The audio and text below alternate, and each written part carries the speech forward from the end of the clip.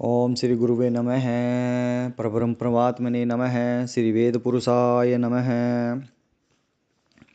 हम सप्तवार की कथा की इस पंक्ति में हमने पहले रविवार की कथा सुनी है। अब हम सोमवार की कथा का श्रवण करने जा रहे हैं। तो बोलिए अपने अपने माता पिता गुरु महाराज की जय हो, गणेश जी महाराज की जय हो, अपने अपने इष्ट देव महाराज की, कुल गुरु की जय हो, देवी देवताओं की जय हो। सोमवार का व्रत साधारणतया दिन के तीसरे पहर तक होता है।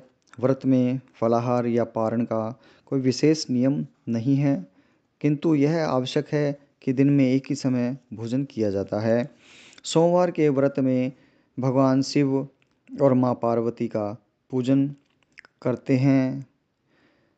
और सोमवार के व्रत 3 प्रकार से विशेष रूप से माने गए हैं। एक साधारणतया प्रति सोमवार, दूसरा सौम्य प्रदोष व्रत के रूप में, और तीसरा 16 सोमवार तक वो होता है। विधि तीनों की एक ही जैसी है। शिव पूजन के पश्चात कथा सुननी चाहिए और फिर भोजन करना चाहिए। कथा इस प्रकार से है कि एक साहूकार था जिसके घर धन आदि किसी प्रकार की कोई कमी नहीं थी, परंतु उसके कोई पुत्र नहीं था। वह इसी चिंता में रात दिन रहता था। वह पुत्र की कामना के लिए प्रति सोमवार को भगवान शिव जी का व्रत और पूजन किया करता था तथा सायंकाल को शिव मंदिर में जाकर भगवान शिव जी के श्री विग्रह के सामने दीपक प्रज्वलित करता था। इस कार्य से भक्ति भाव को देखकर एक समय माँ पार्वती ने भगवान शिव से कहा कि हे भगवान, यह साहूकार आपका अनन्य भक्त है और सदैव आपका व्रत और पूजन बड़ी ही श्रद्धा से करता है। इसकी मनोकामना पूर्ण कीजिए। भगवान शिव कहने लगे कि हे पार्वती, यह संसार कर्म क्षेत्र है। इस संसार में जो जैसा कर्म करता है वैसा ही फल पाता है। पार्वती जी ने अत्यंत आग्रह से भगवान शिव ने अपना अनन्य भक्त और उसका दुख दूर करने के लिए उसको अवश्य दूर करना चाहिए। माँ पार्वती बार बार उनसे आग्रह कर रही है भगवान शिव से। तो भगवान शिव कहने लगे कि हे पार्वती, इसके भाग्य में पुत्र न होने पर भी मैं इसको पुत्र की प्राप्ति का वर देता हूँ, परंतु यह पुत्र केवल 12 वर्ष तक जीवित रहेगा। इसके पश्चात उसकी मृत्यु हो जाएगी। इससे अधिक मैं और कुछ नहीं कर सकता। यह सब बातें साहूकार सुन रहा था। इससे उसको न तो कुछ प्रसन्नता हुई और न ही कोई दुख हुआ। वह पहले जैसा ही भगवान शिव का व्रत और पूजन करता रहा। कुछ काल व्यतीत हो जाने पर साहूकार की स्त्री गर्भवती हुई और 10वें महीने उसके गर्भ से अति सुंदर पुत्र की प्राप्ति हुई। साहूकार के घर में बहुत खुशी मनाई गई, परंतु साहूकार ने उसकी केवल 12 वर्ष की आयु जान कोई अधिक प्रसन्नता प्रकट नहीं की। जब वह बालक 11 वर्ष का हो गया तो उस बालक की माता ने उसके पिता से विवाह आदि के लिए कहा, तो वह साहूकार कहने लगा कि अभी तो इसका विवाह नहीं करूँगा, अपने पुत्र को काशी जी पढ़ने के लिए भेजूंगा। फिर साहूकार ने अपने साले अर्थात बालक के मामा को बुलाया और उसे बहुत सा धन देकर कहा कि तुम इस बालक को काशी जी पढ़ने के लिए ले जाओ और रास्ते में जिस स्थान पर भी जाओ यज्ञ करते हुए और ब्राह्मणों को भोजन करवाते हुए उनका आशीर्वाद लेते हुए जाना। कि वह दोनों मामा भांजे यज्ञ करते और ब्राह्मणों को भोजन करवाते, उनसे आशीर्वाद लेते। रास्ते में जा रहे थे तो रास्ते में उन्हें एक ऐसा शहर मिला कि उस शहर में राजा की कन्या का विवाह था और दूसरे राज्य का जो लड़का दूल्हा था विवाह करने जो आ रहा था बारात लेकर के, वह एक आंख से काना था। उसके पिता को इस बात की बड़ी ही चिंता थी कि कहीं वर को देखकर कन्या के माता पिता विवाह में किसी प्रकार की अड़चन पैदा न कर दें। इस कारण जब उसने इस सेठ के बालक को देखा कि ये बड़ा ही सुंदर दिख रहा है, बड़ा ही सुंदर है, तो मन में विचार किया कि क्यों न दरवाजे के समय इस लड़के से वर का काम चलाया जाए। ऐसा विचार कर वह वर के पिता ने लड़के के मामा से बात की तो वे राजी हो गए और फिर उस लड़के को वर के कपड़े पहनाकर घोड़ी पर चढ़ाकर दरवाजे पर ले गए और सब कार्य प्रसन्नता से पूर्ण हो गया। फिर वर के पिता ने सोचा कि यदि विवाह कार्य में भी लड़के से ही करवा लिया जाए तो क्या बुराई है। ऐसा विचार कर लड़के और उसके मामा से कहा, यदि आप फेरों का कार्य और कन्यादान के काम को भी करा दें तो आपकी बड़ी ही कृपा होगी और इसके बदले हम आपको बहुत सा धन भी दे देंगे। तो उन्होंने इस बात को स्वीकार कर लिया। विवाह कार्य बहुत ही अच्छी तरह से संपन्न हो गया, परंतु जिस समय लड़का जाने लगा तो उसने राजकुमारी की चूंदड़ी के पल्ले पर लिख दिया कि तुम्हारा विवाह तो मेरे साथ हुआ है, परंतु जिस राजकुमार के साथ तुमको भेजेंगे वह एक आंख से काना है और मैं तो काशी जी पढ़ने के लिए जा रहा हूँ।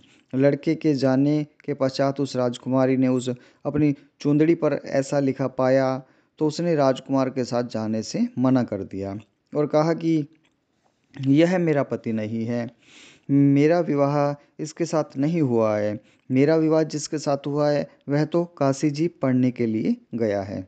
राजकुमारी के माता पिता ने अपनी कन्या को विदा नहीं किया और बारात वापस खाली ही चली गई। उधर सेठ का लड़का और उसका मामा काशी जी पहुंच गए। वहां जाकर उन्होंने यज्ञ करना और लड़के को पढ़ाना शुरू कर दिया। जब लड़के की आयु 12 वर्ष की हो गई तो उस दिन उन्होंने यज्ञ रचा रखा था, यज्ञ कार्य चल रहा था। लड़के ने अपने मामा से कहा कि मामा जी आज मेरी तबीयत कुछ ठीक नहीं जान पड़ रही। मामा ने कहा कि तुम अंदर जा कर के आराम कर लो, विश्राम कर लो। लड़का अंदर जाकर सो गया।